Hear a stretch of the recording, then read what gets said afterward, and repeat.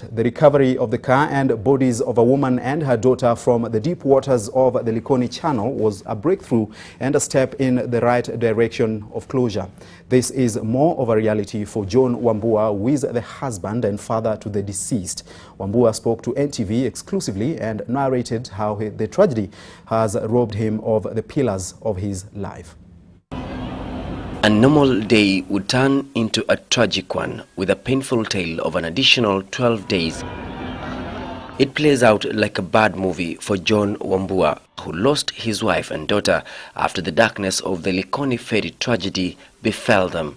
He says that his wife, Mariam Kigenda, and their daughter Amanda Mudeu had traveled to Kwale, and their 10-year-old son was left behind. At around 1 o'clock, after taking care of the family, she took her kikapu in the car and off she went to the farm. Getting to the farm, she did all the harvesting, or rather she got the vegetables. She called me, asked me if there was anything else, and then she embarked on her journey back. He says they were in constant communication, and their last conversation was when Mariam and Amanda were already on board MV Harambee from Likoni to the island. Little did he know that the cruel hand of death had wound its fatal grasp on his loved ones. That was a few minutes to 6:15. Yeah. So I was expecting her here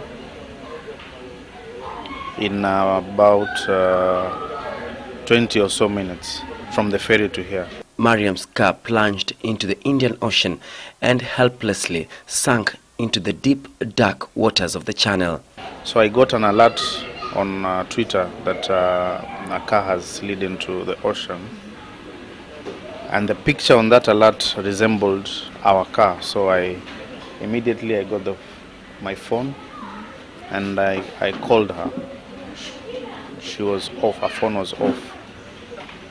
That was unlike her. So immediately I rushed over to the ferry, and that is when they broke the news to me. Amanda was a pupil at Shah Primary School. A very sweet girl. I was so attached to her. The vehicle is still undergoing forensic investigations as the authorities try to make sense of the incident. Concerns and questions have been raised on whether Mariam reversed the car off the ferry or if the vehicle just slid off the ramp and plunged into the Indian Ocean waters. I will not want to conclude what really happened. The family is waiting for post-mortem examinations to be conducted before the bodies are handed over to them for the final send-off. Kevin Mutai, NTV, Mombasa.